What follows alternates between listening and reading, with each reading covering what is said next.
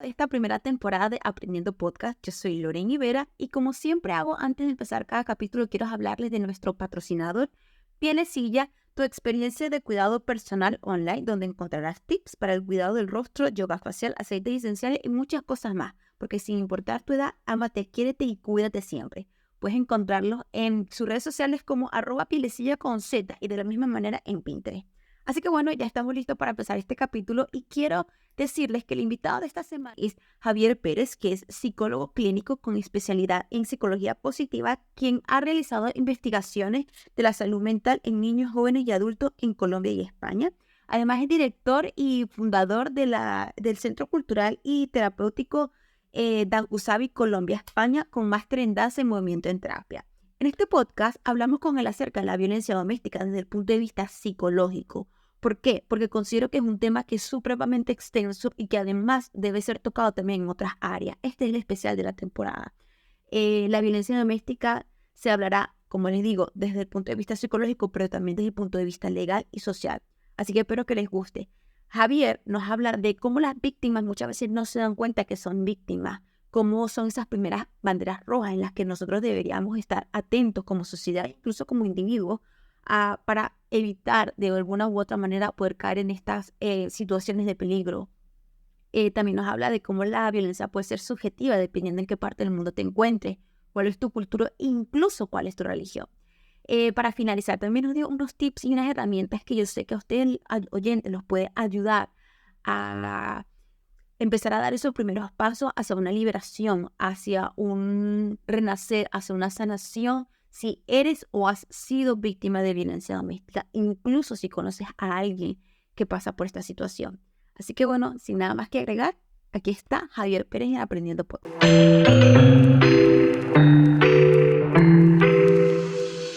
Hola Javi, ¿cómo estás? Bienvenido. Hola, Lorendi. Sí. Muchas gracias por permitirme estar aquí. No, yo estoy encantada de estar aquí en Aprendiendo Podcast, porque bueno, yo sé lo espectacular que tú eres, tanto como persona y como profesional, psicólogo, que es lo que realmente estamos hoy interesados en escuchar de hoy, un psicólogo experto en el tema que tenemos el día de hoy, que realmente es muy, muy importante y estoy segura que vamos a poder ayudar a muchos oyentes. Gracias, Lorendi. No, para mí es un placer estar compartiendo contigo y bueno, con todas las personas que van a tener la posibilidad de escuchar esto, porque pienso que es, una vez más, la intención es democratizar ese tipo de contenidos, ese tipo de temas que a veces no se hablan, que a veces son prohibidos y que bueno, que mejor que poder aportar un granito de arena a muchas personas que necesitan escuchar este contenido y de verdad que estoy seguro que muchas personas van a sentir, me está pasando o le ha pasado a alguien cercano a mí. Entonces, genial que lo hagas y felicitaciones a ti por este emprendimiento. Muchas gracias. Entonces, bueno, sin dejarlo más, quiero empezar con la primera pregunta que incluso es el nombre de tu podcast. Y bueno, primero, ¿qué es la violencia doméstica y cómo sabemos que somos víctimas de violencia doméstica? Bueno, cuando hablamos de violencia doméstica, hablamos de una situación que acontece en un espacio psicológico íntimo, ¿sí? Porque pensamos que la violencia doméstica ocurre en nuestras casas. No, hablamos de un espacio psicológico íntimo, es mi relación con mi padre, mi madre, mi relación entre mis hermanos, o mi relación con mi pareja, o incluso en relaciones con amigos altamente con una estrechez afectiva grande. Doméstico no quiere decir casa, doméstico quiere decir tenemos que transportar otra palabra que significa hogar. Y el hogar es ese espacio psicológico íntimo en el cual yo sí me siento seguro, ¿sí? Y aparece la violencia doméstica cuando uno de los protagonistas de este hogar quiere ejercer control o quiere ejercer poder sobre otro o sobre otros, ¿sí?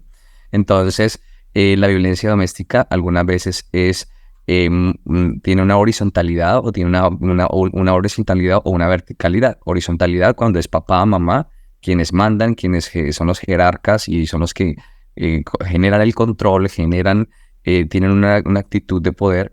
Y horizontal, entre comillas, cuando de alguna otra manera somos hermanos, somos primos o en la pareja, aunque en los roles en las parejas varían. A veces hay una relación horizontal y a veces hay una relación vertical. Uno que es el que manda, otro que es el que se supedita, el que se esclaviza.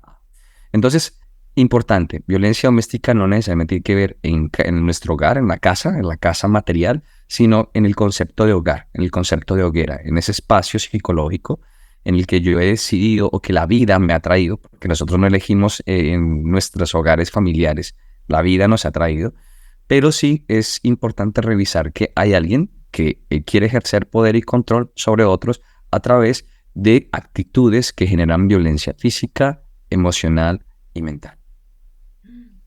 Qué importante lo que estás mencionando, porque uno cuando habla de violencia doméstica se piensa que nada más en el hogar, y en muchas ocasiones se comete el error de pensar que es solamente a la mujer, y no pensamos en que hay violencia doméstica hacia los niños, hacia los abuelos, primos, tíos, y algo que es importante saberlo porque como que se escucha más la violencia hacia la mujer, pero no es lo único. Hay algo que también me gustaría traer que es justamente muy parecido y es los diferentes tipos de violencia, porque como estaba explicando hay diferentes personas, pero también hay diferentes tipos que, según tengo entendido, hay por lo menos, la gente piensa que la violencia doméstica es solamente cuando se ejerce violencia física, y muchas veces no es así. A mí me gustaría preguntarte cuáles tipos de violencia doméstica hay. Bueno, en términos generales, podríamos, algunos autores describen solamente 4, ¿sí? Que es como la violencia física, la violencia emocional, la violencia psicológica, mental, cognitiva y la violencia financiera. Pero en términos generales existen muchos otros tipos de violencia, ¿sí? Si entramos en detalle, existe la violencia verbal, la violencia actitudinal, la violencia por roles de poderes, la violencia incluso por roles jerárquicos o académicos.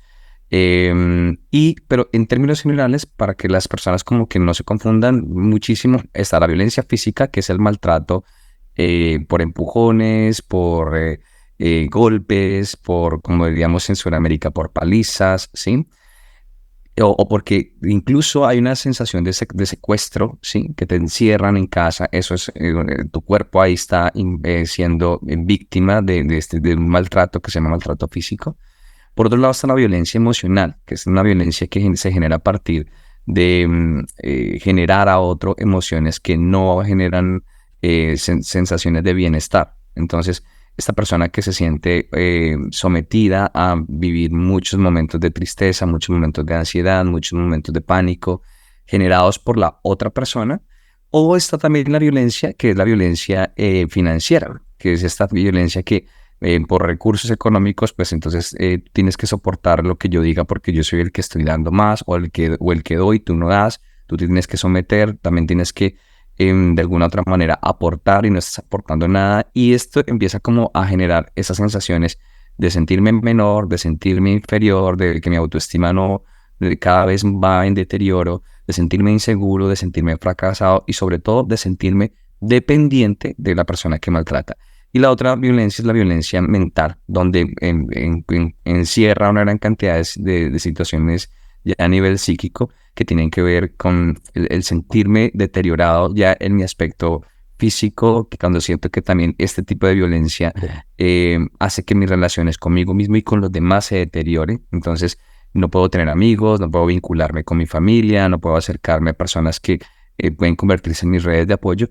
Entonces, en ese sentido, podríamos hablar de esas 4, física, emocional, mental y financiera, pero podríamos hablar de miles y miles y miles de otras, ¿sí? Pero en términos generales, hoy vamos a hablar de esas. Sí, claro. Había escuchado en un podcast que, bueno, claro, por supuesto que me preparé. Perdóname. Adicional a eso, como entre estas, cuando hablamos de violencia física, entonces ahí está la violencia sexual, ¿sí? Que es una violencia y un maltrato que es súper importante hoy tener en cuenta también en nuestro podcast. Sí, no, eso está súper importante porque muchas veces se cree de que, porque como estoy con la pareja, donde se supone hay intimidad, pero se puede caer en violencia sexual. Y eso es algo muy grave, porque hay una línea muy fina entre el sí y el no, entre las parejas con respecto a ese tema. Y también hay un tema que otro tipo de violencia, que bueno, me estuve preparando, por supuesto, para poder realizar este podcast. Y hay una violencia que me llamó la atención, que obvio que es violencia y no lo había entendido de esa manera. Y es la violencia, bueno, ella lo dice o lo expresa como la violencia patrimonial y le explico que es la violencia material, cuando el agresor te tira el teléfono y te lo parte al piso, te agarra el carro y te rompe las llantas, o sea, las ruedas del carro para que no te puedas mover, o te rompe la ropa, o sea, cosas muy, te quita, no, porque yo te lo compré y es mío, porque lo pagué con mi dinero, entonces, como que violenta lo que es material que te pertenece. Y yo dije, oh, wow, esto es súper común, y la gente no lo ve como violencia. O sea, lo ve como violencia, pero no como de hobística. Sí, total. Me encanta este concepto de violencia patrimonial. Y en términos psicológicos, ¿qué ocurre con la violencia cuando destruyo? Siempre lo digo, cuando muchas veces decimos, no, pero es que a mí nunca me ha pegado, pero sí le pega todos los días a las paredes. Él nunca me ha pegado, pero sí destruye todos los días los objetos de casa. Nunca me ha pegado, pero sí coge el gato y al perro y casi que lo mata, ¿sí? Recordemos que desde el punto de vista psicológico, el dañar, el destruir objetos delante tuyo, en presencia tuyo, incluso aunque no estés, pero que sabes que tú te vas a enterar, es una forma de advertirte. O sea, como hoy le he pegado al coche, pero sabes que después puedes ser tú. Hoy me pego, sí, me chasqueo, hoy le pego a la mesa, pero es una forma de advertirte que puedes, o sea, que le pego a la mesa para no pegarte a ti, pero que posiblemente la próxima víctima eres tú. Hoy le pego a las paredes, o me pego contra mí mismo, o incluso me cojo a golpes, pero también es una forma de advertirte que hoy me estoy pegando, pero que la próxima víctima puedes ser tú, ¿sí? Y frente a esto decimos, no, no, no, es que a mí nunca me ha pegado. Y no, esto es violencia pura y dura. Hay algo que a mí me llama mucho la atención porque no importa el tipo de persona que estoy hablando en general, hombres, mujeres, que pensamos que por ser independiente o por ser inteligente o por ser estudiado o por tener una cierta clase social o económica, eres menos vulnerable a ser víctima, lo cual pienso que sí puede ayudar, no pienso que no, porque, o sea, creo que sí, pero no es un factor completamente determinante de que tienes educación, estás garantizado de que no vas a sufrir de violencia doméstica. O sea, pienso que no es así. Ayuda sí, porque la educación ayuda, pero no te protege al 100%. ¿Cómo pueden las víctimas darse cuenta que están sufriendo de violencia? Bueno, cuando le decíamos al inicio, surge de una necesidad de un protagonista de este hogar o de este vínculo afectivo, generar poder o control sobre el otro. Pues surge, la forma en que te puedes dar cuenta es cuando sientes que la libertad en tu forma de actuar, la libertad en tu forma de sentir, la libertad en tu forma de pensar, no es cada vez más limitada. Es cada vez puedes decidir menos qué hacer por ti y por los demás. Cada vez puedes expresarte con mayor libertad. Entonces tienes esa dificultad para decir, mira, siento esto, me parece esto. Y sobre todo, cuando no sientes que frente a tu comportamiento, tus emociones y tus pensamientos, te sientes aprobado o aprobada. Todo el tiempo te sientes descalificado, o sea, como que nada de lo que tú dices es importante o es validado, nada de lo que tú sientes y expresas que estás sintiendo en determinados momentos es validado o aprobado, y menos lo que haces. Entonces, hasta la limpieza de la casa, hasta cualquier actividad, actividad deportiva, cultural o social que tú desees hacer, es desaprobada. Entonces, hay aspectos súper importantes que debes tener en cuenta y es revisar si está en violencia. Lo que hace es que quieras esconderte, que quieras evitar a las relaciones. Si tienes miedo de decirle al otro, mira, siento esto. Si sientes dificultad para decir, mira, pienso esto de ti.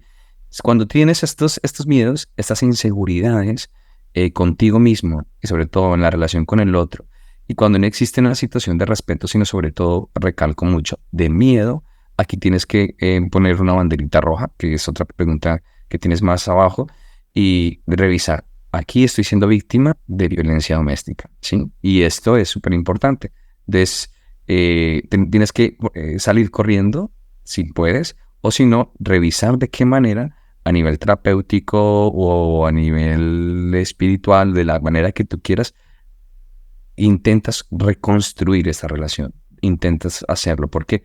Porque no todas las relaciones en violencia doméstica pueden remediarse, algunas sí, algunas no. Entonces, identificar, siempre lo digo, identificar qué me pasa y hacer conciencia de lo que yo estoy viviendo no es fácil, pero es uno de los primeros pasos para avanzar a buscar mi salud psicológica. Claro, sí, sí, me hace completamente sentido. Y esto me lleva a pensar por qué a las víctimas les cuesta tanto darse cuenta que son víctimas. Porque es fácil explicarlo, es fácil decir cuando sientes miedo, cuando te sientes inseguro, cuando te sientes que no eres validado. Pero ¿por qué cuesta tanto darse cuenta de esas características? Bueno, hay algo en psicología que se llama mecanismos de defensa, ¿sí? Entonces, los mecanismos de defensa son como esos muros que yo pongo para poder hacer conciencia de muchos aspectos de mi vida. De eso uno de los mecanismos es, por ejemplo, el negar, la negación. O sea, yo no, mi vida es feliz, yo soy completamente dichoso al lado de esta persona.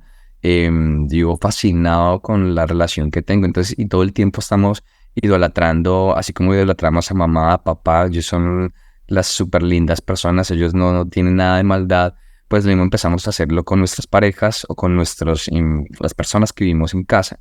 O como la mamá que dice, no, es que mi hijo es estupendo, pero la gente te dice, le dice, y por fuera está delinquiendo, está robando, está maltratando. No, mi hijo es un ángel de Dios. Entonces, en ese sentido, negamos una realidad. Lo segundo que ocurre es que ignoramos.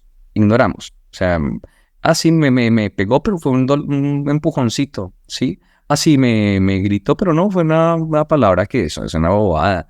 O no, me ignoró, pero no pasó nada. O sea, hubiera sido peor, ¿sí? Hubiese sido peor.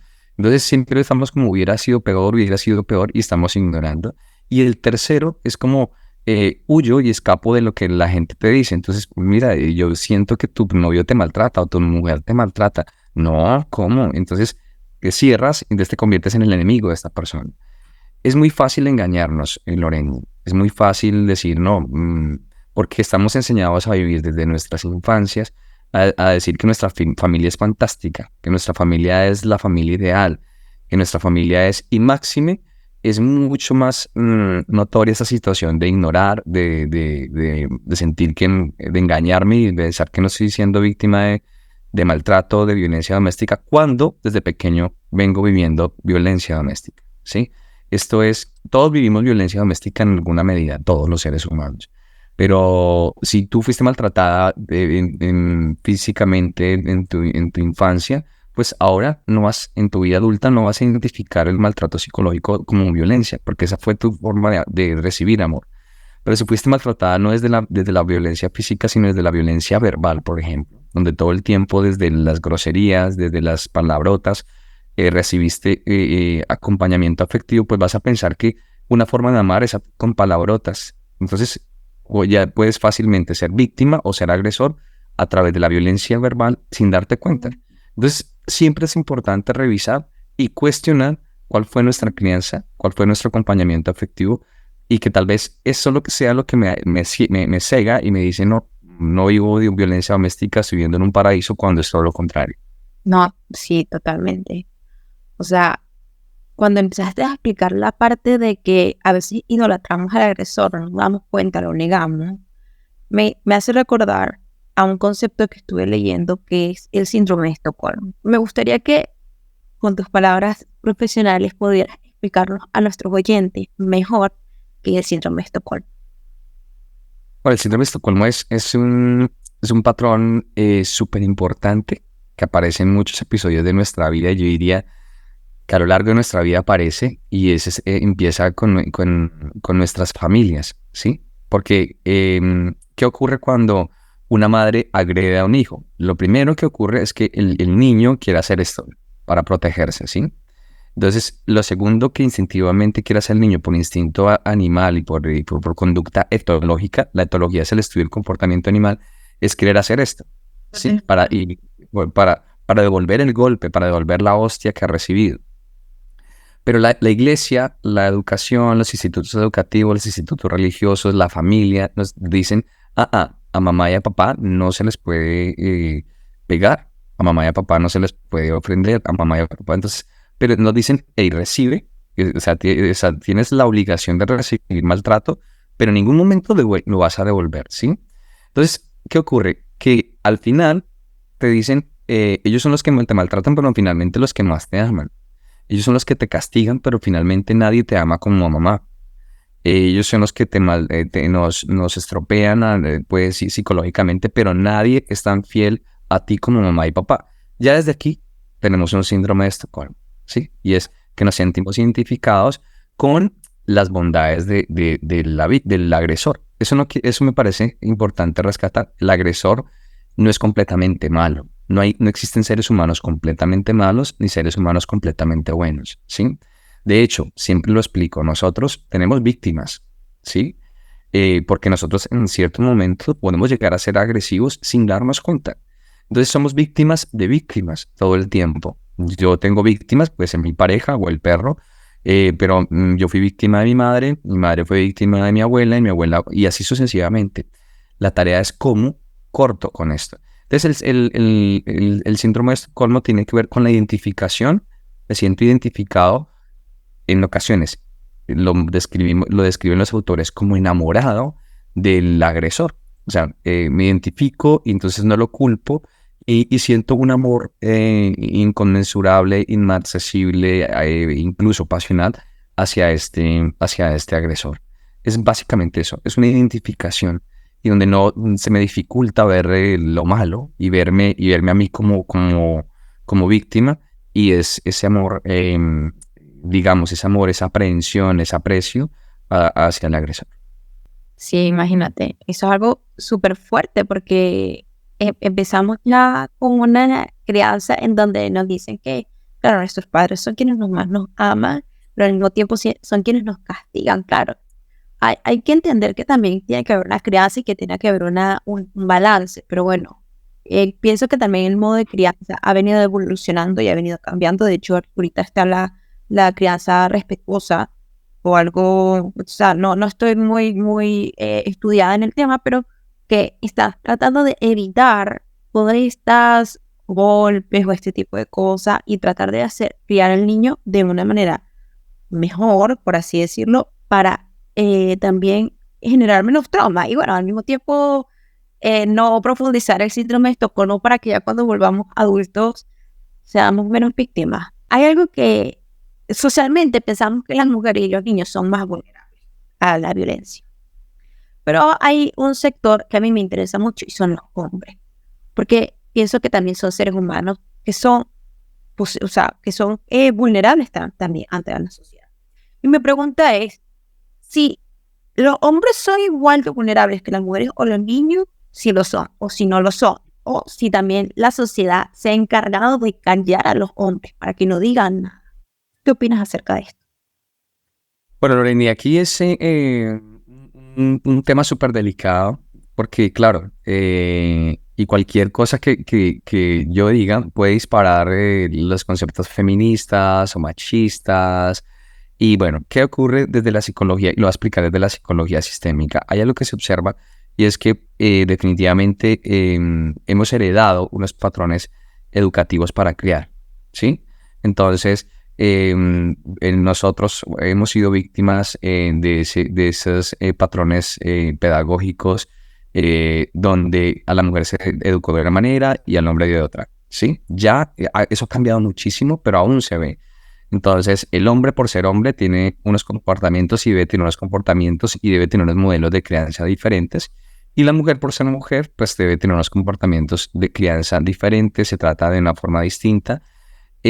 Claro, uno diría, aquí ¿quién tiene la culpa? Siempre regreso, somos víctimas de víctimas y aquí nadie tiene la culpa. O sea, todos los padres del mundo han considerado que han dado su 200% y ellos dieron lo que recibieron, ¿sí? De lo que han recibido.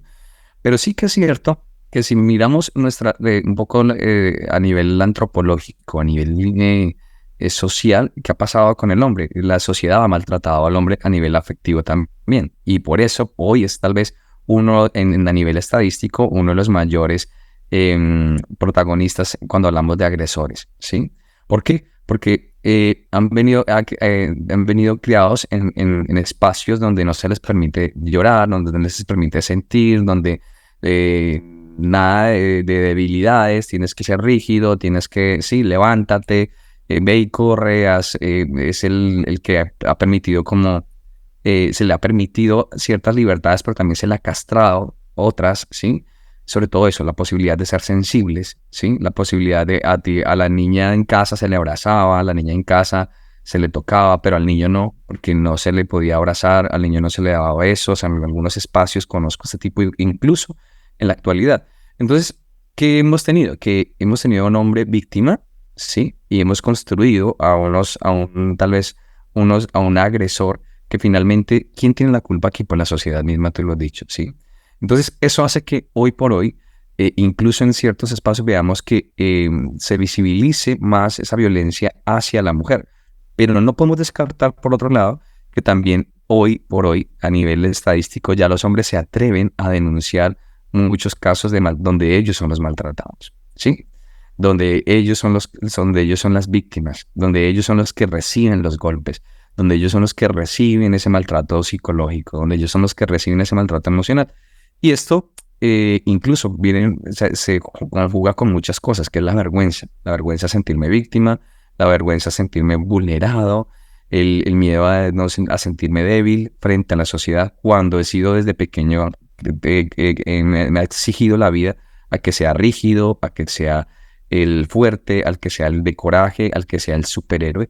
Entonces, tendríamos que decir que en la actualidad somos el resultado de una gran cantidad de secuelas sociales, sí, y que no podemos decir que ha afectado más a los hombres y a las mujeres, no, los ha afectado de unas formas diferentes, pero también es una de las causas de que hoy por hoy se vea muy protagonista cuando hablamos de víctimas a la mujer y poco al hombre. Sí, totalmente.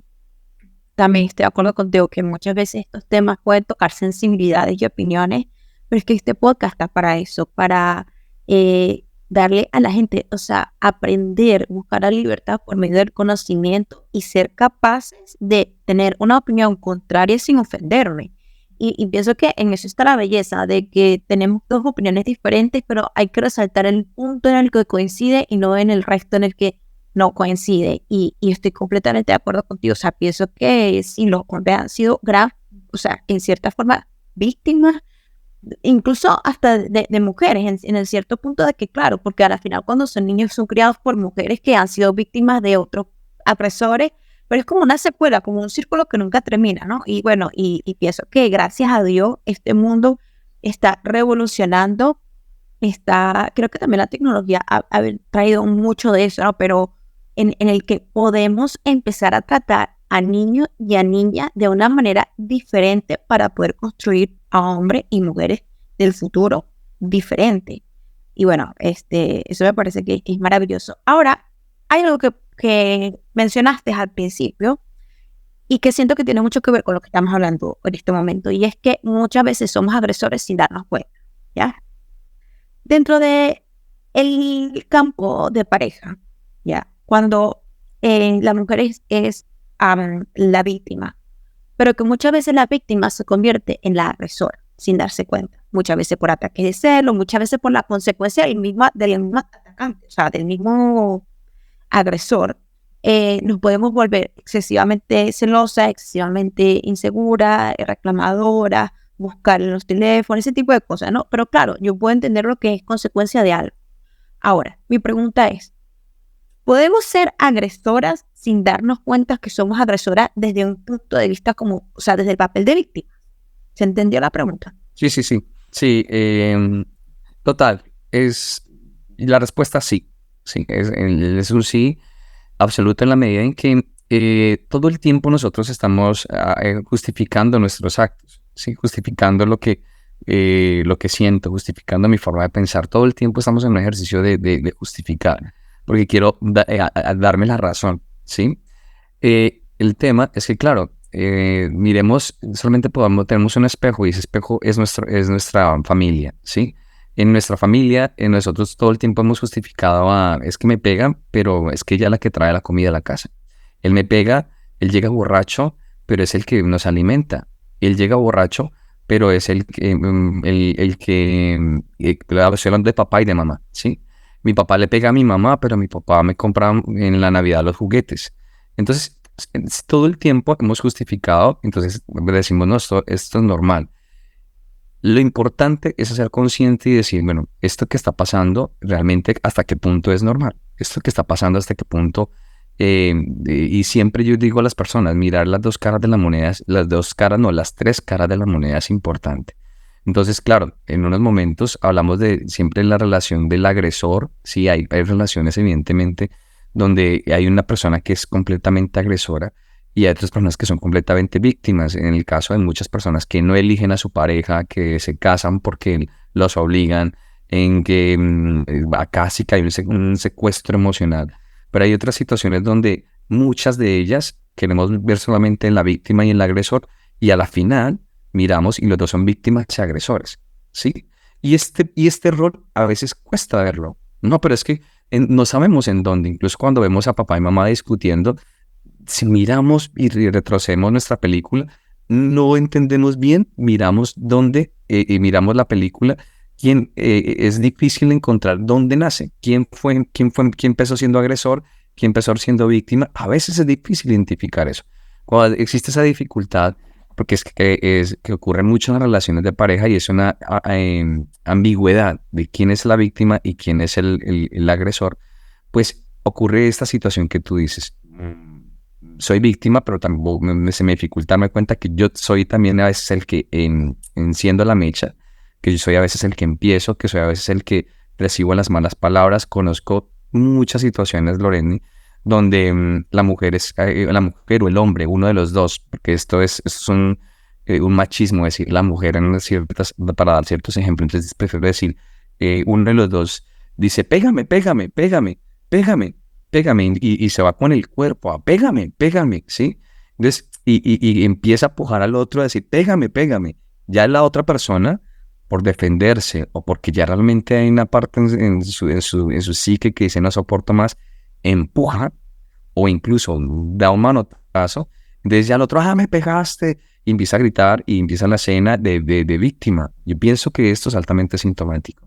O sea, generas por un lado el conflicto, sí, porque lo vivo muchísimo, lo vivo mucho y a veces yo digo, a veces no entiendo este juego de la psique. Quiero que me pegue, quiero que me maltrate, pero una vez me maltrate, entonces, ¿por qué me pegaste? ¿Por qué me maltrataste? A veces no, se dificulta hacer esa conexión de que tal vez tú has sido la persona protagonista. Sí es importante que muchas veces una víctima se puede convertir en agresor, claro, pero también un agresor muchas veces se convierte en víctima. O sea, ese juego, ¿por qué? Porque el ser humano es súper plástico y los seres humanos no todos tenemos, como te digo, todos somos completamente malos ni todos somos completamente buenos. Existe esa gama de grises, ¿sí? Entonces, lamentablemente desde las leyes se culpa algo puntual, entonces eso te hace agresor, o algo puntual y eso te hace víctima.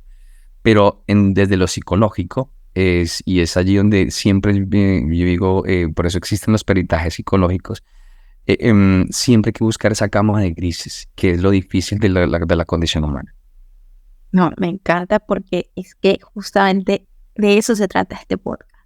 Este es un especial de violencia doméstica y se van a tocar totalmente los tres puntos, tanto el psicológico, el legal y el social. Y que me digas, es que desde el punto legal se busca quién es el agresor y quién es la víctima. Desde el punto psicológico, todos han sido en cierta forma víctimas y todos han sido en cierta forma agresores. Y es algo que, o sea, me parece que es muy importante que los oyentes lo sepan, porque también eso nos ayuda a quienes han sido víctimas a ser un poco más responsables en cuanto a, ok, ¿qué decisión tomé para haber estado en esta situación? Desde un muy principio, porque muchas veces no nos damos cuenta cuando todo el ciclo comienza de agresiones o de empezar a perdernos a nosotras mismas en la relación, por así decirlo, ¿no? O en el hogar, porque pues es violencia doméstica. Y mencionabas que parte en que dice muchas veces te obligan, muchas veces te buscan a la pareja, muchas veces te arreglan el matrimonio, muchas veces no tuviste la opción de escoger de decir sí o no. Y para eso se trata esto, para poder dar las herramientas y los conocimientos de que sí se puede decir que sí, que no, cuando uno se educa, cuando uno sabe cuáles son tus derechos, cuando uno busca ayuda psicológica profesional y todas esas herramientas que es lo que se está buscando, poner ese granito de arena a la sociedad y a los oyentes. Hay algo importante, Lorena, discúlpame que te interrumpa, y claro, yo diría de todas maneras, no todos gozamos de esa libertad, porque el caso, por ejemplo, de las mujeres pues, bueno, que están bajo ciertas religiones, no quiero nombrar ciertas religiones, donde tú no puedes elegir, ¿sí? Y por más que tú quieras, y si tú decides actuar, pues te meten a prisión. Entonces, para no meternos en situaciones específicas, pero lamentablemente no todos podemos decidir, no todos podemos elegir. Y es nuestra tarea de los que gozamos de esa libertad, de decir, mira, ¿por qué me quedo aquí? ¿Por qué no huyo? ¿Por qué no escapo? Cuando no hay una religión, cuando no hay una estructura de política de Estado que me permita. Entonces, a los que gozamos de esa libertad, yo pienso que, yo digo, genial. Y los que no gozan de esa libertad, pues de verdad yo lamento esa situación, y mirar de qué manera estamos en un mundo globalizado, de qué manera podemos aportar un granito de arena a sensibilizar, a ablandar esas estructuras rígidas para poder ayudar a ese tipo de personas que estoy mencionando. No, totalmente, porque eso, hay una pregunta que tengo en la mente que exactamente tiene que ver, y es, ¿qué tipo de personas son más propensas a ser agresoras y qué tipo de personas son más propensas a ser víctimas? Y esto porque lo traigo a cotación, bueno, precisamente por lo que estás hablando, pero también porque siento que tiene que ver algo con la crianza. O sea, dependiendo de la crianza que tuviste, es posible que seas agresor o es posible que seas víctima. ¿Qué piensas de esto? Sí, lo que se ve dentro de todo el componente familiar es que nosotros vamos repitiendo conductas, y lo que los padres nos enseñaron, pues como la iglesia nos dice que tenemos que honrar a padre y madre, que tenemos que, ellos son las personas que tienen la verdad y el conocimiento. Entonces, nuestro cerebro lo que hace es absorber esos modelos comportamentales, a esos modelos emocionales y esos modelos de pensamiento, ¿sí? Entonces no lo dudamos, solamente más sobre los 12, 13, 15 años empezamos a cuestionar. Pero lo que dice mi mamá no es verdad, lo que expresa mi mamá en sus emociones no es correcto, la forma de actuar de mi padre no es la más indicada. Entonces, pero claro, pero tenemos esa impronta psicológica, esa huella psicológica que nos ha dicho toda la vida, sí, lo que hace mamá, papá o el acudiente es lo correcto. ¿Qué ocurre? Evidentemente, cuando observamos a las personas que son agresoras, a las personas que son violentas, observamos que sus patrones de crianza se han enmarcado dentro de esos parámetros o peor, ¿sí? Si tú ves personas que han cometido crímenes, tú observas su infancia no es la infancia idílica de un niño que estuvo peace and love en su casa, no. O sea, tú observas escenas de maltrato físico y psicológico atroz. Entonces, claro, esa es la repetición no es porque venga en un código genético, no es porque venga en la sangre, no, es porque se ha aprendido, ¿sí? Y se ha interiorizado como un patrón de normalidad, entre comillas, porque la normalidad no existe, pero yo lo veo como, bueno, es debido, se debe hacer, y entonces, cuando yo asumo que lo normal es que me golpeen, que lo normal es que me maltraten con palabras, que lo normal es que me empujen, que lo normal es que me ignoren, que me den la espalda y que el niño hable y que la mamá lo deje llorar, ¿sí? Que el niño demande que tenga hambre o que quiera un abrazo y la mamá lo ignore, ¿sí? O que el niño se vaya, el niño quiera irse con la mamá cogido de la mano y la mamá se vaya sola y el niño corriendo buscando la mano.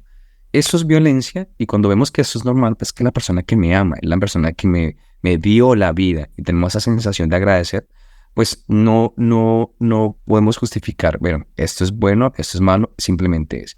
Entonces, si observamos, las personas que son víctimas, pues evidentemente han tenido una mamá también en unas condiciones como que generan, en lugar de generar, una cuestión es el respeto, genera miedo. Entonces ese niño que ve al adulto con miedo y que lo que diga la persona es, aquí tú te callas y tú no obedeces y no te puedes enfadar y haces lo que yo te digo.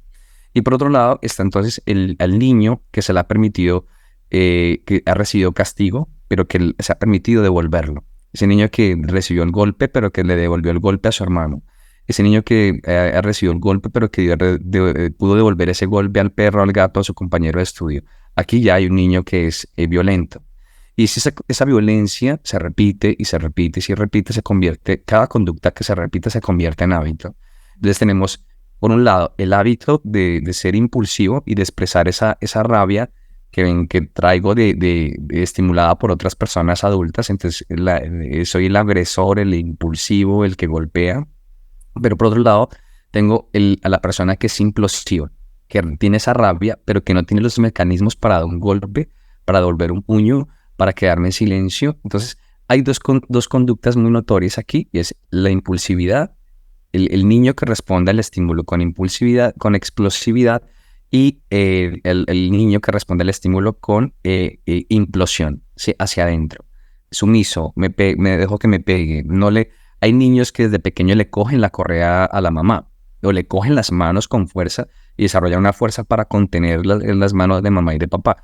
Hay niños que no. Esto repetido en el tiempo, esto enmarcado durante semanas, meses y años, genera unos roles de unas actitudes y esto conforma lo que se llama estructura de la personalidad. Y eso hace que finalmente encontremos por la vida. No quiere decir, y aquí hay algo súper importante, Loren, para decir hoy, y es que no quiere decir que como yo tengo un rol de víctima, entonces fácilmente me enamoro de un agresor, o que como yo soy un agresor, busco una víctima. No, en la vida encontramos personas y seres humanos, y muchas veces te encuentras a dos personas con características de agresores, muchas veces te encuentras a dos personas con características de víctimas. Entonces no hay reglas de tres, no hay cálculos matemáticos que si tú eres víctima buscas a un agresor o si tú eres un agresor buscas a una víctima. No, en lo humano esos cálculos matemáticos tampoco existen. Qué importante, ¿no? Eso ayuda a muchos oyentes que están aquí y dicen, oh, recuerdo un poco mi infancia, ahora entiendo un poco más lo que estoy viviendo hoy en día. Porque es como tratar de ir quitando esas capas para poder abrir la conciencia, los ojos, abrir la mente y decir, ¿por qué estoy aquí? ¿Qué puedo hacer? Esto me hace pensar también que quizá muchas veces la violencia doméstica es un poco subjetiva. Y quiero explicar mi punto. ¿Por qué? Porque nosotros estamos hablando desde este lado del mundo. Pero también mencionaste algo súper importante y es cuando hay personas que no tienen la posibilidad de escoger y muchas veces por situaciones religiosas o culturales muy fuertes, ¿ok? Entonces, para este lado del mundo, quizás lo que yo considero violencia doméstica, para el otro lado del mundo no es violencia doméstica. ¿Cuál es la verdad absoluta? La violencia doméstica, pensaría yo, que es subjetiva, dependiendo de tus limitantes, de tus creencias, de tus estudios, de todo lo que, digamos, ciertas organizaciones definen como violencia doméstica. ¿Pero qué piensas acerca de esto? Bueno, desde un punto de vista, desde este lado del mundo, como tú dices, desde la psicología de este lado del mundo, porque ellos también tienen su propia psicología, ¿sabes? La violencia doméstica existe desde nuestra perspectiva, pero desde nuestra perspectiva lo que entendemos es que unos son conscientes y la ven como violencia doméstica y otros son conscientes y la ven como la normativa, como lo normal, como lo que tiene que ser, porque así lo designó Alá, Dios, Jesucristo, ¿sí? ¿Ves? En ese sentido yo te digo, claro, es muy subjetivo, pero claro, visto desde aquí y desde la psicología de esta parte del mundo, evidentemente sí es violencia doméstica. ¿Qué es lo que ocurriría? Que algunos la ven y otros no la ven. Que algunos son conscientes de ella y otros no. Que en algunos lados se ha institucionalizado como algo sagrado y como algo que debe ser y debe existir. Pero no, la violencia la justificamos porque hace muchos años necesitábamos defendernos del león, de los animales grandísimos que existían antes en la fauna y teníamos que enfrentarnos frente a una condición y teníamos que empoderarnos de esa persona violenta para sobrevivir, pero ahora ya no necesitamos eso. Ahora no necesitamos justificar el golpe, ahora no necesitamos justificar la agresión, ahora no se puede justificar la mala palabra, ahora no se puede justificar incluso la mala actitud, que es otra cosa que no hablamos, así como mi actitud. O sea, el estar todo el tiempo gruñón, eso es una actitud violenta, ¿sí? Te digo, no, pero si yo no sigo dando golpes ni estoy dando malas palabras, pero tienes una actitud violenta, tienes una actitud agresiva. Y a veces no somos conscientes de eso, ¿sí? De ahí que sea importante que, claro, todo es subjetivo en la vida, pero sí, la psicología, bueno, por algo existe y se han dedicado a eso, al estudio del comportamiento humano. Claro, la psicología desde este lado del mundo, porque la psicología de ellos diría, no, lo aberrante, lo anormal, serían lo que tú y yo en ese momento estamos hablando. Sí, 100%. Y hay algo que, bueno, pienso que estamos en un momento en que me gustaría que le contaras a nuestro oyente. ¿Cuáles son esas banderas rojas? Presten atención, por favor, porque aquí quizás muchas o muchos van a abrir los ojos y van a decir, oh, por Dios, es posible que estoy viviendo violencia doméstica. Entonces, ¿cuáles son esas primeras señales, banderas rojas, alertas que tenemos que saber o que hay que estar conscientes de que quizás estamos viendo violencia doméstica? La primera de ellas es que te sientas descalificado, ¿sí? Que sientas que no eres aprobado, que lo que haces no hay alguien que te está diciendo está mal hecho, esto no es así, esto no debe ser. Alguien que te diga todo el tiempo a nivel emocional, no, pero ¿por qué lloras tanto? ¿Por qué te preocupas tanto? ¿O por qué me celas tanto? ¿Sí? ¿Por qué te pones celosa si no hay, ¿sí? Si no hay motivos? Esto ya sea cuando aparecen los celos, muchas veces aparecen por algo. Cuando aparecen ciertas tristezas, aparecen por algo. Cuando aparece la ansiedad, aparece por algo. Es respuesta a, ¿sí? Entonces, cuando todo el tiempo sientes que tu cuerpo está enfrentando empujones, que tu cuerpo está enfrentando, no es que no me pega, fue un simple empujón. No, ya ahí hay un ejercicio de violencia. Cuando tú no tienes la libertad de llevar tu cuerpo como deseas, entonces que no te vistas, no te peines, no te maquilles, no, esto es violencia doméstica. Cuando no puedes expresar o reírte porque a carcajadas o porque te limitan, esto ya hace parte de la violencia doméstica. Cuando no puedes expresar tus pensamientos y decir libremente lo que piensas y todo el tiempo se te descalifica y te dice no, eso no es así, eso ya es violencia doméstica. Y cuando te obligan sobre todo a omitir con el silencio. Entonces prefiero estar en silencio, y al final el otro es el que hable y tú eres el que te queda subordinado en el silencio. Esto ya es como el top de los top, cuando me veo obligado a silenciarme, cuando me veo obligado a entumecer mi cuerpo, cuando me veo obligado a quedarme ahí, ¿sí? Cuando idolatro al otro y pienso que el otro tiene toda la razón. Bueno, es que es el otro más inteligente que yo, ¿sí? El otro, y le estoy dando, y ahí mismo también entonces vemos como la violencia doméstica, a veces yo soy también el que puedo generar esos espacios. Idolatro al otro, el otro es lo máximo, el otro es el más inteligente, el otro es el que tiene más poder porque es claro, él tiene todo el derecho porque es el que trae la comida, él es el que trabaja, el que gana más. Entonces, todo este tipo de síntomas tienes que observarlos a nivel físico. ¿Qué pasa contigo? ¿Sí? ¿Cómo está tu cuerpo? ¿Cómo te sientes limitado? ¿Cómo hay personas que ni siquiera pueden bailar en casa porque no se puede? Que no pueden cantar, que no pueden... hay como que todo el tiempo tu cuerpo, tus actitudes están limitadas. Dos, tus emociones no puedes expresar, no puedes decir, ay, no te pongas a llorar aquí, a ver, vas a llorar por esto. Cuando no puedes expresar libremente tus emociones. Y tres, cuando tus pensamientos se ven también limitados, cuando nada de lo que dices es correcto, cuando nada de lo que dices es aprobado ni validado. Sí, sí. De hecho, cuando estabas explicando, me hiciste recordar de una experiencia, porque bueno, como has dicho, todos hemos sido víctimas, pero también hemos sido victimarias, ¿no? Y hay una parte de mi vida que quisiera compartir en este momento, porque siento que les puede ayudar a muchos de los oyentes, y es que en una relación que yo estuve, no me di cuenta, y era que a mí me gusta mucho arreglarme, maquillarme, hacer las uñas, todo ese tipo de cosas. Y mi expareja me decía, pero es que tú no necesitas tanto maquillaje, no te pongas maquillaje.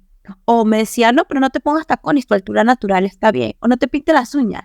Y me lo repetía tanto que llegó un momento en el que cuando me arreglaba, me maquillaba o me pintaba las uñas, me sentía mal. Y eso es algo que yo hoy en día lo pienso y lo analizo y digo, ¿cómo es posible que algo que a mí me gustaba hacer, yo cuando lo hacía ya no me sentía tan guapa porque era, ¿para qué? No lo necesita. Y pienso que es también otra manera de que no voy a decir fue consciente o inconsciente de parte de él, no, porque no me corresponde, pero sí quiero hablarlo desde mi punto de vista, como lo viví yo. Y fue así, o sea, yo decía, ¿cómo es posible que algo que a mí me encanta ya lo hago y no me siento tan bien? Y bueno, así otras cosas que pasa algo en el cerebro de las víctimas. Que me gustaría que lo puedas explicar, porque yo sé que en un podcast que estuve escuchando acerca de una víctima de violencia doméstica, y ella decía que muchas veces ella tenía lagunas mentales, le tomaba tomar, o sea, su personalidad cambió, la toma de decisiones le parecía súper difícil, de hecho tenía lagunas, o sea, lagunas mentales, pero no de el cumpleaños, cosas, no, sino de que cuando pasaba algo, un cierto episodio, y ella después, a la semana, ya es como que, bueno, pero es que no fue tan así. Su cerebro empezaba como a cambiar un poco cómo había sido y lo disminuía la gravedad de lo que realmente había sucedido. Entonces, ¿qué pasa en el cerebro de las víctimas, Javier, cuando están bajo ese estrés constante? Bueno, hay algunos estudios que han hecho tomografías y entonces explican cómo esa parte que es el hipocampo, cuando la víctima recibe muchos episodios durante meses y años de forma continua y repetitiva, como esta parte tiende como a volverse más pequeña, ¿sí? Entonces, y aquí recordemos que es donde, aquí está la amígdala cerebral, que es donde aparecen, donde se detonan todas las, como uno de los circuitos más importantes donde aparecen las emociones. ¿Y qué ocurre? Pues que esto lo tenemos en el centro del cerebro, como hacerlo de una forma gráfica y explicar de una forma sencilla. Estamos en el centro del cerebro, pero esto tiene relación con todas las partes del cerebro. Entonces, evidentemente, afecta la memoria. Entonces, ¿qué ocurre? Que una persona, por ejemplo, que es víctima, fácilmente tiene esas lagunas mentales. Le dice, no, es que yo no me acuerdo, o es que él me dijo, pero es que ya, como son tantas veces las que peleamos, pues que ya ni me acuerdo lo que me dijo. Como son tantas veces las que peleamos que ya ni me acuerdo cuándo fue que pasó. O como son tantas veces lo que pasa, pues que como que ya no me acuerdo si él me pegó o no me pegó. Entonces, este tipo de situaciones hacen parte de un cerebro estresado, un cerebro con bastante cortisol. Pensemos siempre que en ese tipo de eventos traumáticos y postraumáticos, pues lo que tenemos es la generación de la construcción de una sustancia que se llama cortisol. Y este cortisol genera estrés. Entonces vamos a tener, evidentemente, si aún dos personas estresadas, uno que es el agresor, que está exacerbado de cortisol, y otra persona, pues la víctima, que es la que empieza a generar este cortisol por miedo, por ansiedad, por pánico, por angustia, ¿sí? ¿Qué ocurre? Que a nivel de concentración, los niveles de concentración aumentan, entonces aparece algo que es la hipoprosexia, que son los bajos niveles de concentración, hipoprosexia, los bajos niveles de atención, ¿sí? La hiperprosexia es el alto nivel de atención y la hipoprosexia es que se me dificulta concentrarme en tareas académicas, en tareas laborales. Por otro lado, tenemos que el sistema nervioso central se activa. Entonces estoy como todo el tiempo como en esta reacción y esto genera entonces paranoias, va a llegar y me va a maltratar, o no sé si lo que hice hoy o la llamada o ese miedo a que algo te va a pasar. Esas paranoias, este pánico también es generado por ese tipo de situaciones. Por otro lado tenemos la sensación sobre todo de inseguridad y de desconfianza de lo que yo soy, como persona, como profesional, como familia. Y aparece algo que es el aislamiento, muchas veces el aislamiento social, ¿sí? No me apetece porque de alguna manera también como la gente puede notar esa actitud e inconscientemente a veces las mismas personas en lugar de apoyar como que rechazamos. ¿Qué ocurre con todo esto, Loreni? Que si sumamos síntomas, pues evidentemente sí, nos damos cuenta que ocurren situaciones en las que yo digo, he normalizado algo que no es normal. Y en ocasiones es importante escuchar lo que nos dicen las otras personas. Pero mira cómo te trata. Él no debería tratarte así. No, es normal. Pero mira ella cómo te dio ese empujón. No es que ella es agresiva, ella es fuerte. No es que sea agresiva, es que es fuerte. Entonces, y sobre todo, Loreni, es muy importante poner cuidado a las bromas, al humor, ¿sí? Porque todo lo queremos disfrazar con humor. Ah, no, pero es que yo te lo hice bromeando. Ah, es que te lo hice en recocha. Hay que buscar qué pasa ahí. Y un síntoma, sobre todo, que aparece, Loreni, es que el placer, la sensación de querer sonreír va desapareciendo, va disminuyendo muchísimo. O sea, nada te divierte, las pequeñas cosas en casa ya o con tu pareja ya, y la sensación de rechazo aumenta. Decimos, no, esto aparece en todas las relaciones. No. Esa sensación, pues que es normal porque tenemos 10 años, 20 años. No. Eh, y esas cosas hay que meditarlas y escucharlas de forma muy atenta. Qué bueno, sí, qué bueno que mencionas todas estas formas en las que la víctima va como cambiando por etapas, ¿cierto? Siento que hay unas van saliendo, o sea, como que empieza la agresión y vienen apareciendo ciertas condiciones en la víctima y a medida que la agresión se va profundizando y se va alargando o perpetuando en el tiempo, van apareciendo cada vez más y más y más y más y más. Y bueno, imagínate, por eso saqué a cotación mi ejemplo, porque al principio era como que, bueno, está bien, sí, me van a traer, pero llegó un momento que decía, pero es que a mí me gusta, ¿sabes? Y yo, claro, pero si vamos del punto A al punto B en cuanto a una línea de tiempo, ¿qué pasa? Algo cambió en mí, algo cambió en el cerebro que yo ya no ni siquiera me sentía. Entonces, eso de que quién eres, cómo te percibes, lo que piensas, tus decisiones van cambiando porque estás sometida bajo un estrés o bajo una opinión o bajo un algo que, bueno, que no. Ahora, hay algo que está un poco, no voy a decir que está más de moda, porque pienso que siempre ha existido, pero que el concepto se ha conocido mucho más, y es de narcisistas. Sé que mucho de la violencia doméstica son causadas por narcisistas, y eso me parece como un tema súper importantísimo, pero aquí te tengo dos preguntas. La primera es, ¿todos los agresores necesariamente son narcisistas? Y la segunda, ¿cómo es un narcisista? Para que quienes están bajo narcisista sepan identificar.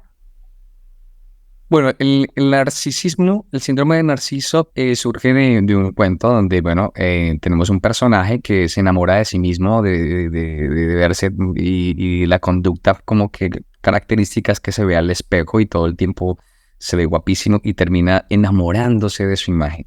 Sí, es como la metáfora que tenemos. Entonces, en el fondo, un narcisista no necesariamente es algo bueno ni malo, viéndolo de una perspectiva no patológica. Ya explicamos desde la perspectiva patológica, es como una persona narcisa, es una persona que se quiere y que aprecia y valora lo que es y que está seguro de lo que es. Pero ya desde el punto de vista sintomático y patológico, entonces veríamos ese narcisista como una persona que en principio es insegura, ¿sí? Pero que quiere mostrar su valentía y su poder y su control sobre basada en ese amor y en esa seguridad personal, ¿sí? Entonces yo soy superior al otro, yo soy mejor que el otro, yo soy más inteligente que el otro, yo soy más fuerte que el otro. Y todo el tiempo construye ideas que lo reafirman. Entonces todo el mundo me aprecia, todo el mundo me aplaude, todo el mundo es maravillado con lo que soy, todo el mundo es maravillado con lo que hago. Y esto, claro, al ser escuchado por la otra persona, pues hace que el cerebro se convenza de esto. ¿Qué ocurre? No todas las personas, yo lo diría desde mi perspectiva, no todos los narcisistas son agresores, porque bueno, como te decía, es importante jugar que no existen reglas de tres, ¿sí? No existen reglas matemáticas, pero sí una característica es que muchas personas que se muestran así agresivas, en el fondo son altamente inseguras, pero quieren mostrar lo contrario, es decir, y mostrar lo contrario es mostrarlo desde el narcisismo. Soy fuerte, yo valgo la pena, es que yo te pego, pero un hombre como yo no vas a encontrar jamás. Eso es una conducta narcisista. Yo te pegué, yo te maltraté, pero no vas a encontrar uno como yo al otro lado de la esquina. Sí, mira, yo te he entregado 20 años de mi vida y, y no vas a echar este episodio de este golpecito por 20 años que te he entregado y que he estado contigo. Entonces, esto es una forma de mostrar ese narcisismo. O sea, yo me quiero, yo me valoro, yo soy súper importante y esto se convierte en una herramienta que mal utilizada, pues me puede convertir fácilmente en un agresor, un generador de violencia, en un generador de violencia doméstica. Y por otro lado, pues deslumbra a las víctimas, así como, wow, es que es maravilloso, es que es lindo, es que es guapo, es que es inteligente, es que es mi top 10, es que sí. Claro, cuando vemos al otro lado, vemos a nuestra pareja en esa descompensación conceptual y perceptual, es decir, como que es el todo, es el magnífico, es el 10, ahí tenemos que dudar, porque siempre tenemos que ver en los seres humanos la perfección y la imperfección, que somos perfectamente imperfectos. Entonces, cuando tú no puedes ver en tu pareja lo imperfecto, duda, algo malo está pasando. Entonces, está siendo víctima tal vez de un narcisista, ¿sí? O sea, cuando dices, no es que lo mejor es guapo, es inteligente, es bello, eh, y además de todo es millonario, dirían otras, eh, duda, algo raro, algo está pasando, no algo malo, algo está pasando. Cuestiónate, pregunta. Sí, claro que sí, claro que sí. Entonces, no necesariamente todos los agresores son No, narcisistas. Y no, ni tampoco dos narcisistas necesariamente son agresores, porque está no, narcisismo, pero el otro patológico. sí, porque ¿qué ocurre? Que necesariamente la persona que no nunca ha sido narcisista, de vez en cuando puede detonar esa actitud impulsiva, ¿sí? ¿Y qué es lo que ocurre? Que una vez lo haces, dices, ya lo hice una vez, pues vuelvo a hacerlo. Entonces, no necesariamente tiene que ver con algo de superioridad, no. Tú a veces hablas con agresores y son altamente narcisos y otra vez hablas con agresores y no, son desenamorados completamente de lo que son. Claro, comprendo totalmente claro para que las víctimas también sepan manejar términos. Porque muchas veces la gente se va así a decir cosas que realmente sin saber de qué se trata. Eso me parece que es muy importante que aquellas personas que son víctimas de violencia doméstica primero sepan de qué tipo de agresor están siendo víctimas. Siendo una persona que simplemente no tiene ninguna inteligencia emocional y que además es un inmaduro cuerpo de hombre, o si realmente es un narcisista y ahí hay que tener, o sea, en los dos hay que tener ojo, pero es que hay unas cosas más, no, que hay que ser más inteligentes en cuanto a actuar que otras, ¿no? Sí, Lore. Aquí hay algo importante también y es que somos como, nos dejamos llevar por las tendencias. Entonces, y en eso nos ayudan mucho las redes sociales. Nos ayudan, no nos perjudican las redes sociales. Entonces empezamos a hablar por ejemplo, del narcisista y entonces la palabra se convierte en moda y entonces empiezo a identificar a narcisistas, pero en un tiempo también estuvimos hablando de las personas tóxicas, entonces hablamos de las personas tóxicas. Afortunadamente, en contraposición de lo tóxico aparecieron las personas vitaminas, entonces ahora busco personas vitamina, ¿sí? Pero todo el tiempo lo convertimos como, el objetivo es que yo siempre lo he dicho y esto lo hablaremos al final, y es muy importante ver las situaciones desde la comprensión y no desde el juicio. Y cuando yo quiero comprender, me doy mi razón, pero también busco entender y comprender, no dar la razón al otro, pero sí comprender el otro porque llegó a hacerlo, ¿sí? Entonces, sí es importante tener en cuenta que a veces la gente no es que él es tóxico, o es tóxica, o es narcisista, a veces no entendemos y es importante, como tú dices desde el inicio, informarnos. Sí. Cuando la violencia afecta a terceros, o bueno, no que afecta a terceros, perdón, incluye a terceros, es decir, cuando hay un cuadro de violencia en pareja, pero hay niños presentes. No hay violencia hacia los niños, pero sí hacia uno de los padres. ¿Cómo se puede ayudar en este triángulo familiar? O sea, psicológicamente, ¿cómo se puede ayudar? Porque igual, aunque te separes de tu agresor, siempre hay un vínculo que no vas a poder, o sea, de por vida, que hay niños. ¿Cómo se puede ayudar en estos casos? Bueno, primero tenemos que revisar si de dónde viene la ayuda, quién es el que está percibiendo esto, si el que está dentro del hogar o el que está afuera, ¿sí? O soy un observador, soy el tío, soy la tía, soy el vecino. Es muy importante saber que en un ejercicio de violencia doméstica, todos los protagonistas del hogar, todos los protagonistas de ese espacio íntimo necesitan ayuda, ¿sí? No es que yo voy a llevar a mi hijo porque es que al psicólogo, porque estoy peleando con mi pareja. No, todos necesitamos ir al psicólogo, ¿sí? Porque ahí estamos victimizando al niño. O sea, el niño es el pobrecito y no, todos somos víctimas de víctimas. ¿Qué se puede hacer? Primero, escuchar a la persona. Si tú escuchas a un amigo, viene a contarte algo te está pasando, no te, ay, qué aburrimiento, tú otra vez con lo mismo. No, escúchalo, abre tu mente, tu corazón a escucharlo, porque es súper importante que la otra persona pueda expresarse. Cuando la otra persona se expresa, organiza sus ideas. Claro, pero también invítalo si es 1 año, 2 años, 3 años. Entonces aquí el problema también eres tú, como amigo, que te has enganchado a esa victimización. ¿Qué es importante? Invitar a la persona a hacerle el feedback y hacerle sentir que lo que está viviendo no es lo normal, que lo que está viviendo no es lo sano, que lo que está viviendo no le da bienestar y decírselo con amor, ¿sí? ¿Qué es importante en todo esto? Ayudarla a conseguir redes de apoyo. Mira, yo no te puedo ayudar, pero tal vez te puedo escuchar. Y si no tengo las condiciones de poder escuchar, ayudar de siempre recomendar, buscar ayuda, siempre buscar ayuda. No porque, siempre lo digo, el tema de la psicología se ha eh, visto como algo negativo y que es para locos. No, no necesariamente. Pero sí es importante que te escuche un profesional. Sí es importante que todas esas ideas, esos miedos, los materialices en algo que se llama decisiones, tomar decisiones. Tomar decisiones es vital aquí, ¿sí? Tomar decisiones por mí, tomar decisiones por mi pareja, tomar decisiones por mis hijos.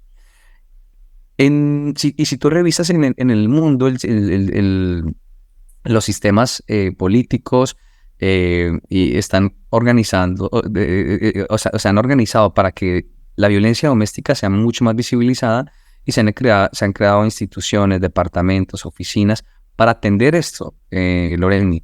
Llamar a la policía si es necesario. Es que uno provoca llamar a la policía si no, que lo va a demandar. No, es importante. Y no necesariamente existen solamente la policía.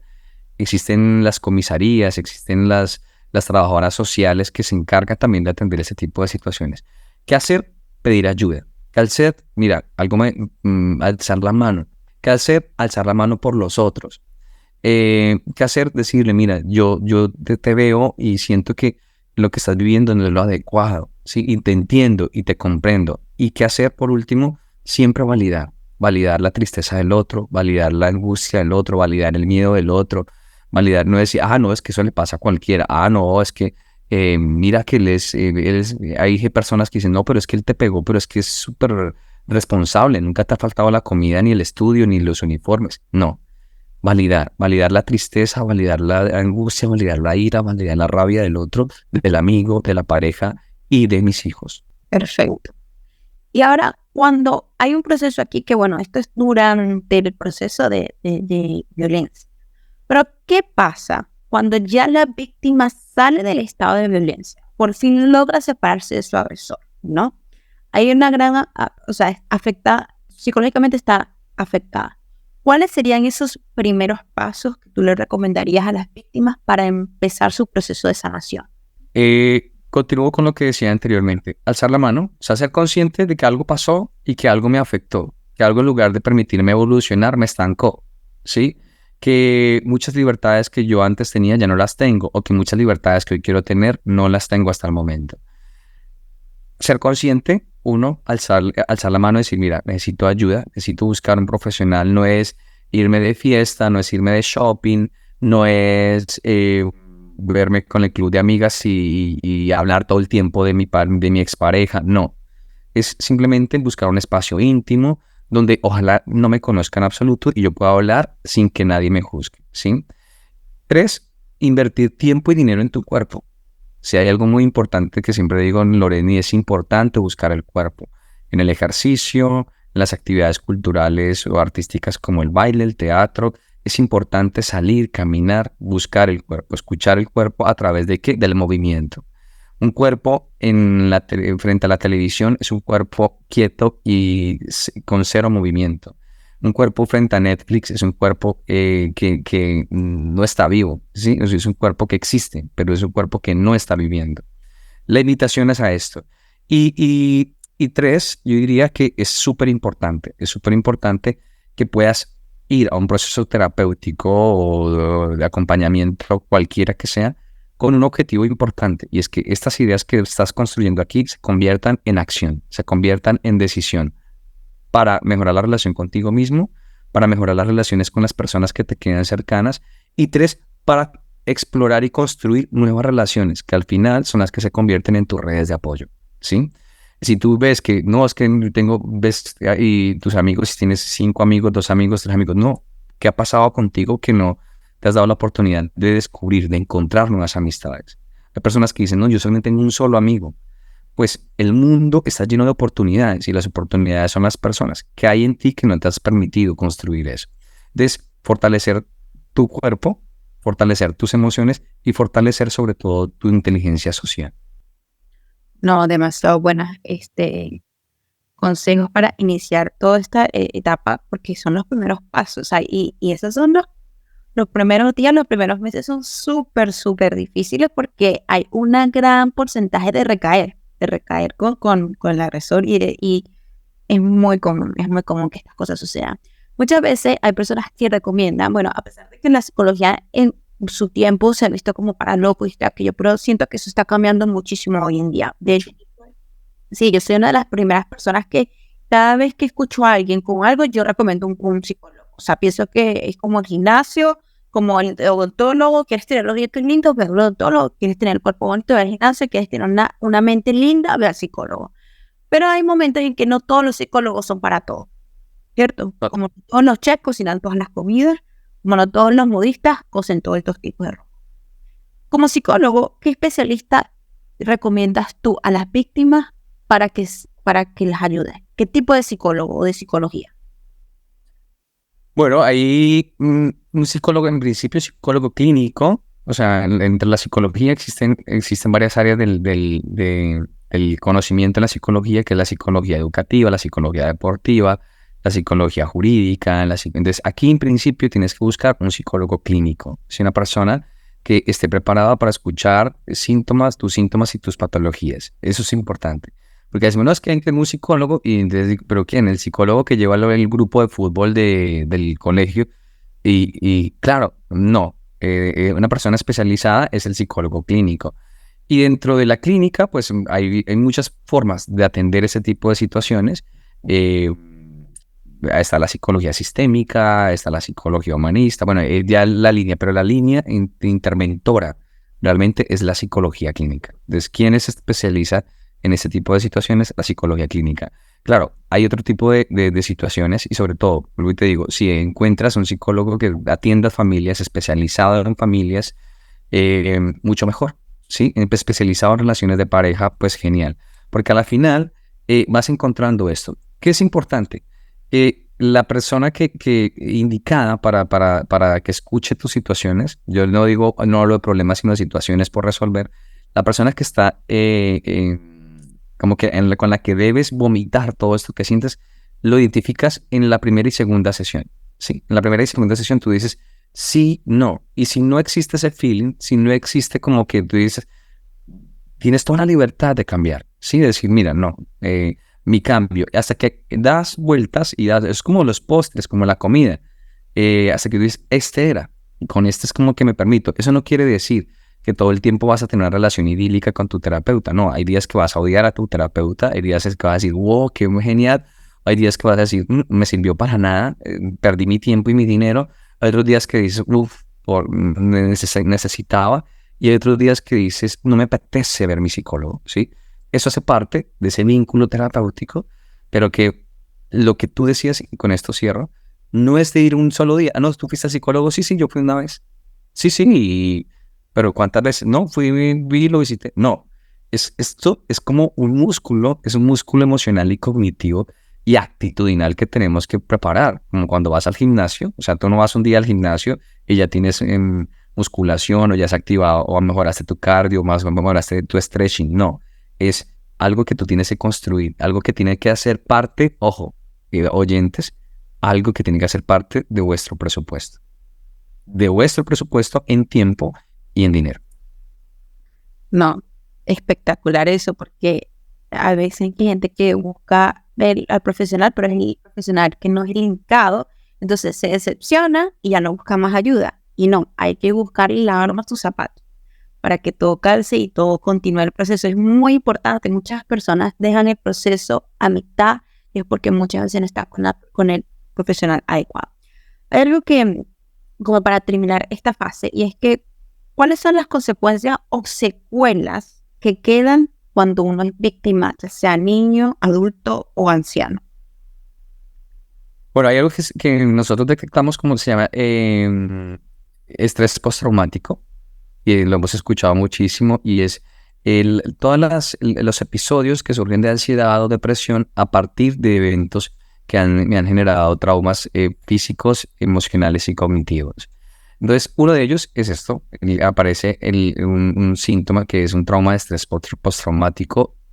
Dentro de las grandes cantidades de síntomas podemos encontrar depresión, estrés, bajas autoestimas, dificultades para concentrarme, pérdida de memoria, dificultades para dormir, bajo apetito, todo lo que implica también trastornos alimenticios. Aparecen una gran cantidad de trastornos por anorexia, por bulimia, las relaciones con las demás personas. Entonces puedo convertirme en alguien altamente asocial o puedo convertirme en alguien completamente social, entre comillas, disfrazando una forma de escapar. Entonces busco y busco y busco a personas, clubes, situaciones.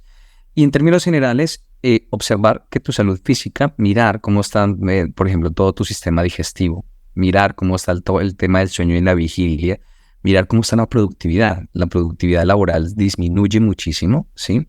Y a veces decimos, no es que no estoy rindiendo, pero no entiendo que el bajo rendimiento es por todo también el sistema que les explicaba hace un momento, toda esa generación de cortisol.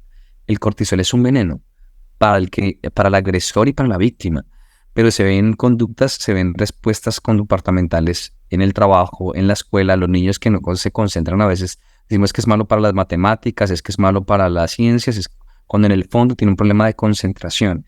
Y miramos ese problema de concentración y memoria, es que su cerebro está en otra cosa. Su cerebro está en la pelea de mamá y papá. Su cerebro está en el golpe que el papá le dio a la mamá o a la mamá al papá. Y lo mismo nos pasa a nosotros los adultos, Loren. O sea, no nos podemos concentrar, perdemos la memoria, no nos podemos tenemos dificultad incluso para vernos bellos y tomar una actitud de decir, hey, tengo derecho a ser feliz. Y aparece otro síntoma que se llama anedonia, que la anedonia es la pérdida del placer en cualquier actividad. O sea, no disfruto ya ni de bañarme, ni de cepillarme los dientes, de peinarme, de salir a la calle, de comer. Entonces, esa anedonia, que es la sensación de no querer hacer nada porque no siento placer, es también otro de los síntomas que pueden aparecer. Súper importante. Esos síntomas aparecen, pero pueden trabajarse, ¿cierto? Pueden con la ayuda y desaparecer. Completamente, sí. ¿Hay alguno que quede de por vida? No. Depende claro, yo siempre he dicho que una situación se suma con otras. Si una situación de violencia doméstica se puede sumar con que me despiden del trabajo, se puede sumar a que mi hijo murió, se puede sumar a que son muchas cosas.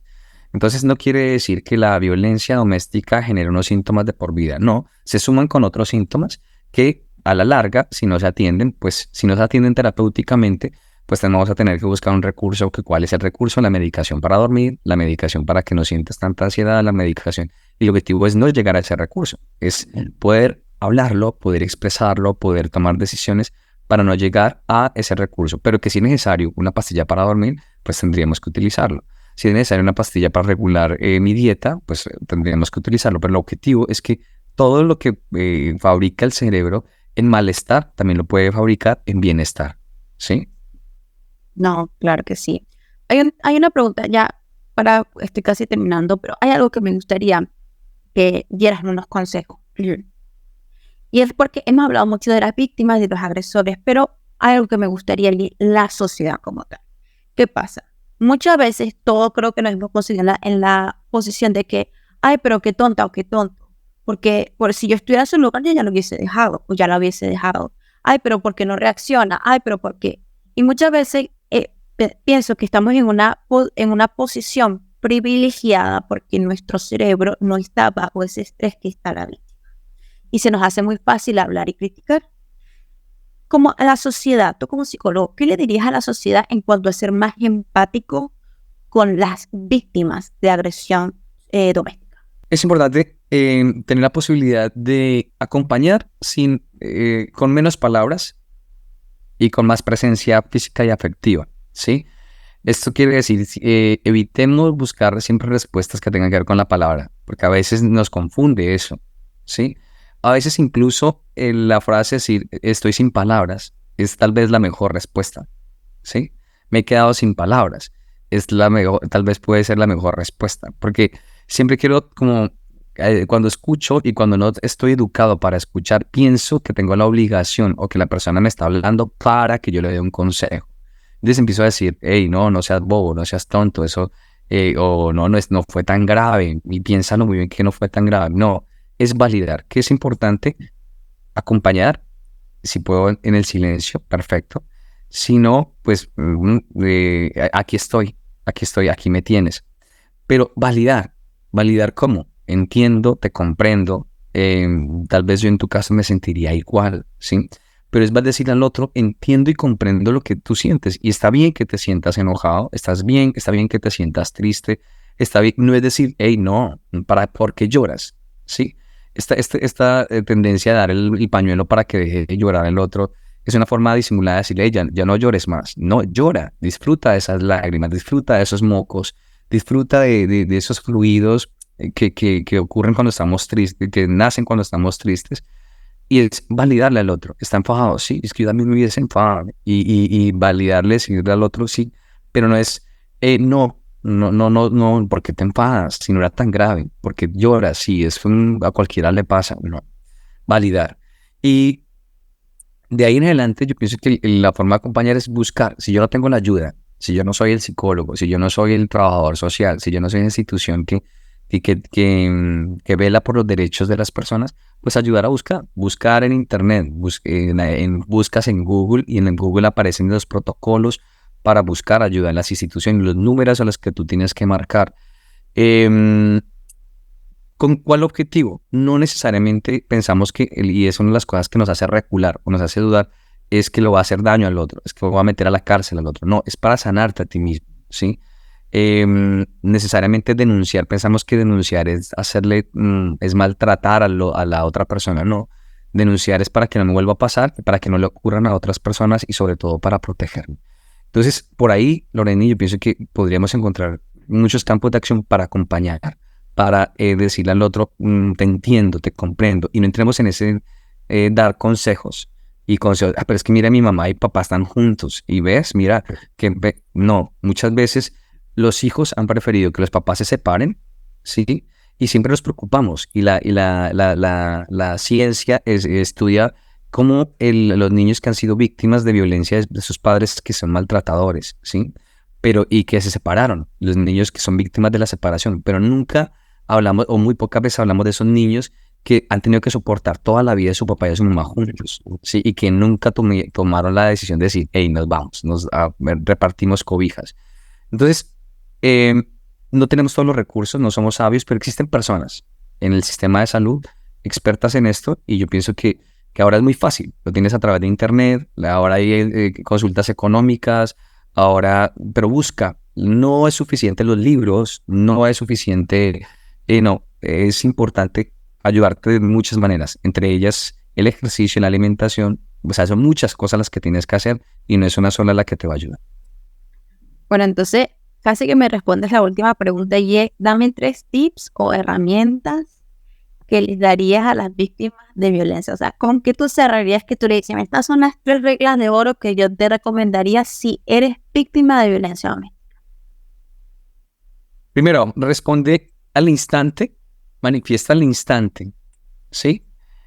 Diciendo, y siempre le digo a los niños, cuando son víctimas de bullying, y esto lo utilizo también en las parejas o en las familias, esta manito, este gesto es una alerta, ¿sí? Es decir, stop. Para oye solamente la mano al frente, como decir. Sí, la mano enfrente, poner la mano enfrente y al niño le decimos ponte una mano en la cintura y la otra mano enfrente, como cuando vas a empujar una pared y es stop, ¿sí? Eres muy importante para mí, eres valioso para mí, has sido importante, ¿sí? Si lo puedes manifestar, si no, no. Pero has sido importante para mí, eres valioso para mí, pero lo que tú me haces, lo que tú me dices, me hace sentir de esta manera, me hace sentir triste, me hace sentir invalidado, me hace sentir destruido, fracasado, frustrado, ¿sí? Me gustaría que si tú no puedes hacer estos 3 pasos de hacer stop, de decirle a la otra persona lo que te hace sentir y de decirle a la otra persona, invitarla a actuar de una forma diferente, ahí estás en una situación de peligro. Cuando sientes que no puedes hacer esto por miedo, que sientes que no puedes hacer esto porque tu vida corre peligro, porque tus emociones corren peligro, porque tus hijos corren peligro, yo te diría, huye, escapa, ¿sí? Escapa, no te quedes ahí soportando, porque nos hemos acostumbrado al maltrato repetitivo y tenemos que decir un día, hey, huyo y corto. Y no cuando hablamos de la familia, no es que la familia no, tenemos la condición de recordar mi familia como víctima, todo lo que me pasó como víctima, es que yo soy así porque mi familia no. O decir, hey, yo voy a decidir y voy a hacer que mi vida a partir de hoy, a partir de ahora, sea completamente diferente a la de mi infancia y sea completamente diferente a la que he vivido con esta persona o con estas personas. Tomar acción no es suficiente decir, hey, ya lo sé, ya sé que me agreden. No, convierte eso en acción, convierte eso en verbo. No todas las personas son malas, no todas las personas son buenas, pero por mi bienestar sí sé que hay una sola persona que es la persona más importante en mi vida y esa persona soy yo. Tengo que salir corriendo, que te digan gallina, que te digan cobarde, que te digan... Es mejor que te quedarte ahí recibiendo maltrato. Cuando te quedas en esa situación de maltrato, y cierro con esto, tienes 2 opciones. Una, que la otra persona te siga maltratando, incluso llegue hasta episodios de muerte, porque ha pasado, que te conviertas en una víctima de muerte. O 2, que se despierte en ti ese monstruo que es capaz de destruir también, porque todos lo tenemos. Todos tenemos ese monstruo escondido ahí, dormidito, pero por defendernos, por sobrevivir o por lo que sea, puedo despertarlo y puedo hacer cosas que desconocemos nosotros de nosotros mismos. Entonces, para no permitir que ese monstruo se despierte, porque vuelvo y te digo, todo lo tenemos, la mejor manera es huir aunque nos digan cobardes. Excelente, me encantó. No, me encantó, me encantó. Para estos oyentes que están fascinados, así como yo contigo, y quieren seguir hablando del tema, o necesitan ayuda psicológica, o bueno, o quieren seguir en contacto contigo, Javier Pérez, ¿cómo pueden hacer para encontrar? Bueno, yo tengo una consultoría online, atiendo pacientes de todo el mundo. En principio en habla castellano y catalán, que es como los idiomas que más entiendo. En inglés, pero mi inglés no es lo suficiente, entonces está ahí en Instagram. Me puedes encontrar a través de Instagram, que es como mi red que más utilizo. Es Javier Pérez Psicólogo, Javier Pérez _ psicólogo. Y es allí como mi centro de redes sociales. Y allí puedo, bueno, escucharte, atenderte, asesorarte, pero sobre todo acompañarte desde mi humanidad. Entonces, cualquier cosa que necesites, cualquier cosa, cualquier síntoma que veas, incluso no necesariamente una consulta terapéutica, una pregunta que yo pueda colaborarte o investigaciones, porque muchas personas también me buscan para investigaciones, pues aquí estoy para ayudar. Muchísimas gracias, de verdad que sí. Espero que toda esta información que Javier nos ha traído y todas estas explicaciones, la manera en la que él lo ha hecho, ayude a todos nuestros oyentes a poder identificar si están en violencia doméstica y si ya lo están y lo saben, a cómo salir de ahí. Y para la sociedad, todo ese círculo de apoyo que está alrededor de las víctimas, también para que sepan cómo actuar. Te agradezco mucho, Javier, que estés aquí en Aprendiendo Podcast. De verdad que sí, me hace muy feliz. No, gracias a ti por la invitación, Loreni, y ya sabes, cualquier cosa la que te pueda ayudar, estamos para sumar, nacemos para sumar y de eso se trata. Gracias y felicitaciones por este maravilloso espacio. Muchas gracias. Esto fue Javier Pérez con Aprendiendo Podcast. Bueno, y si te gustó este capítulo, te invito a que te suscribas. Con eso estarías apoyando a este canal y también al mismo tiempo puedes continuar con la secuencia. Recuerda que este capítulo hablamos de la violencia doméstica desde el punto de vista psicológico. También hablaremos de ello desde el punto de vista legal y social. Así que bueno, muchas gracias por estar aquí. Yo soy Lorena Rivera y esto fue Aprendiendo Podcast.